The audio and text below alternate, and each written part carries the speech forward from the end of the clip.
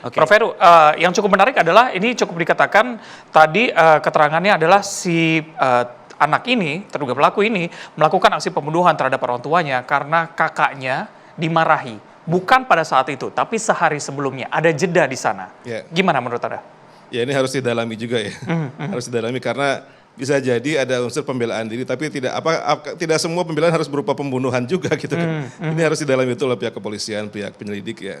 Karena anak-anak memang kadang-kadang anak-anak itu responnya mengejutkan dan reaktif ya.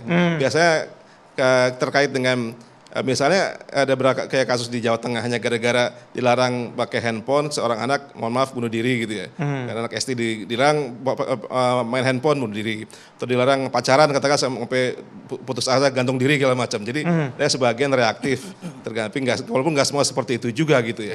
Jadi kita harus dalami juga karena mungkin memang biasa terkait dengan ada beberapa sebab ketika anak mungkin jadi agresif ya karena mungkin terlalu dikontrol atau dia terlalu dikontrol atau dia ada terkait dengan kepemilikan harta atau dia nggak boleh dilarang ini dilarang itu dan segala macam atau dia ingin lepas dari keluarganya atau dia ingin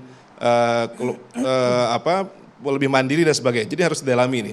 Tapi tidak semua bentuknya berupa ya kemudian dalam tanda kutip membunuh ibunya juga gitu. Ini agak-agak aneh deh, jadi emang harus ditelusuri betul ya. Mungkin kalau yang sebaliknya terjadi, dia mungkin, biasa kan anak biasa kalau dilarang dia, kalau bahasa sudah pundung gitu ya. Iya, ngambek gitu ya. Ngambek, kabur lah, nggak pulang-pulang, pulangnya besok lah. Itu yang sering terjadi ya. Atau ngambek, atau marah sama ibunya ketika dilarang, nggak boleh main handphone, nggak boleh main apa. Terus kakaknya dibully, dia kesel, dia mungkin melarikan diri, yang udah-udah begitu kan. Atau mungkin dia yang nggak mau minum, menolak makan, minum dan sebagainya, atau nggak mau pulang dan sebagainya, atau gimana lah. Tapi ini kan agak-agak berbeda, jadi harus didalami dan dicek betul. Jadi bisa jadi akumulasi emosi yang sudah dipendam sejak lama, itu ada kemungkinan ke sana? Bisa makanya mungkin perlu ditelusuri ya faktor pengasuhan tadi, pengasuhan keluarga, pola asuh segala macam. Kemudian termasuk trauma di masa lalu harus didalami juga, trauma masa lalu. Juga faktor lingkungan, apakah dia suka dibully oleh dalam keluarga, di luar keluarga juga termasuk di sekolah bagaimana lingkungan sekolahnya, lingkungan pendidikannya, lingkungan juga neighborhoodnya, di lingkungan perumahan juga harus didalami semuanya oleh pihak kepolisian bersama-sama dengan para ahli, psikolog, psikiater dan sebagainya gitu, supaya lebih lengkap picture-nya gitu, puzzle-nya tuh jadi bisa ya ini kan yang sedang dilakukan oleh pihak kepolisian. Iya, mau mencari puzzle-puzzle sehingga jadi jelas apa kaitannya seperti apa begitu. Membuat puzzle bagi sebagian kalangan ada yang mudah, Pak. Menjadikan satu keutuhan dengan gambar yang bagus gitu. Tapi sekali lagi saya ingin mendalami soal penyelidikan yang sudah dilakukan.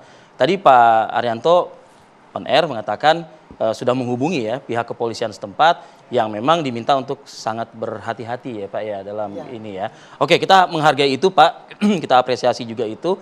Tapi artinya begini, apakah kehati-hatian ini sejauh ini berarti pihak kepolisian belum yakin dengan hasil prarekonstruksi atau dari hasil mungkin pengakuan awal dari ABH ini ya terduga pelaku, boleh saya menyebut ya terduga pelaku ya. Apa seperti apa Pak? Prarekonstruksi ini ataupun rekonstruksi yang kemarin dilakukan itu adalah untuk mengecek Pak apa yang sudah didapat polisi selama ini. Apakah itu valid apa enggak? Kecocokannya ya, begitu? Bukan kecocokan. Yang disampaikan itu peragaan itu kan berasal daripada yang diakui sekarang. Coba kalau itu benar dipraktekannya kan kelihatan. Kalau orang hanya ngaku ya saya begini ditulis kan sudah. Kemudian nanti praktekan kalau itu enggak dikerjakan pasti beda. Soalnya kan yang dihadapi kan anak 12 tahun Pak Aryan. Enggak, ini tadi makanya justru kehati-hatian dari polisi itu tadi. Cara menggali daripada keterangan dari anak itu kan enggak bisa dipaksakan. Ya. Makanya begitu sudah dapat informasi begini, makanya kemudian secara bertahap. Coba yang kemarin itu benar apa enggak ya, kita rekonstruksi. Berdasarkan apa yang disampaikan itu. Itu untuk ngecek kebenaran daripada apa informasi yang sampai ini. Tadi Pak Arief mengatakan yang pasal yang sekarang ini, kalau menurut saya, pasal di bidang psikologi Pak.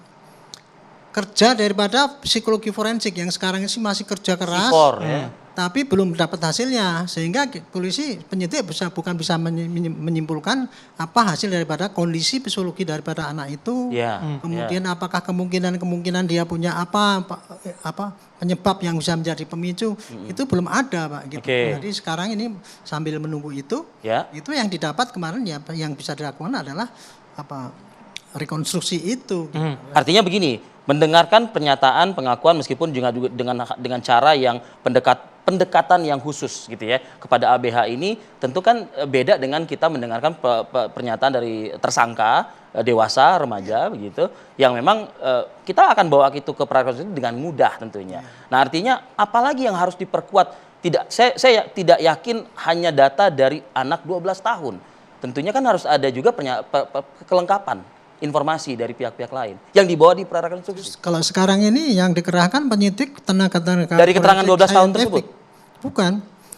Para tenaga ahli psikologi yang bagaimana bisa menggali keterangan daripada anak itu, menggali daripada lingkungan dan sebagainya itu. Itu yang diperdalam. Kita tidak mengintensifkan penggalian kepada yang bersangkutan. Oke. Tapi Sekarang kejadian tersebut kan traumatis ya untuk anak usia 12 tahun. Apa yang menjadikan bahwa keterangannya tidak berubah begitu? Pak Arianto. Iya, melihat anak ini masih berusia 12 tahun, apa yang menjadikan bahwa keterangannya tidak berubah? Karena kejadian traumatis tadi. Gitu Pak. Gini, kalau polisi itu menyidik ya, memeriksa orang, kan pasti dijawab. Dijawab itu harus dicek, diyakinkan apa jawabannya benar apa tidak. Caranya adalah rekonstruksi itu tadi. Dilihat di situ. Itu metode untuk meyakinkan bahwa itu